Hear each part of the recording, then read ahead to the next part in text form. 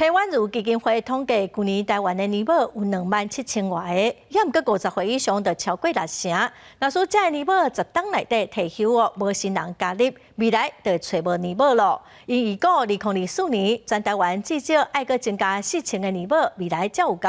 基金会嘛决定讲要投入500万来补助湘北地区新手的年保，一人9万块，鼓励少年人来加入。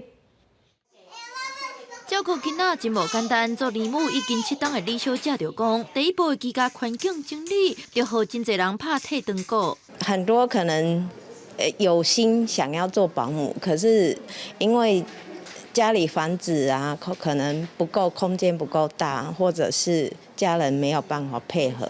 过去卫福部规定，若年母厝里已经有2个囡仔，收托的名额就满，等于是强迫失业。不过最近卫福部公告新制，有2个囡仔嘛通阁收一个照顾，陪玩如基金会嘛趁这个时机提供奖金，要来招募湘北的年母加入系统。新加入的人上济通领9万，介绍的人嘛有1万块，希望提升少年人做年母的意愿。 各位知道，其实在全台北的保姆平均年龄是几岁吗？其实是55岁。大家10年后是不是1半以上的人都要退休？60%的保姆都会在10年内退休。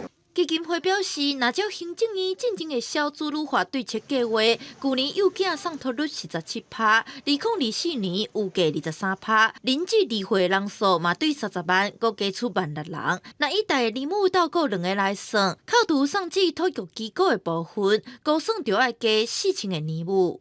就据我所知，有很多家长会希望可以倾向找年轻的保姆，因为他们觉得，沟通起来没有代沟。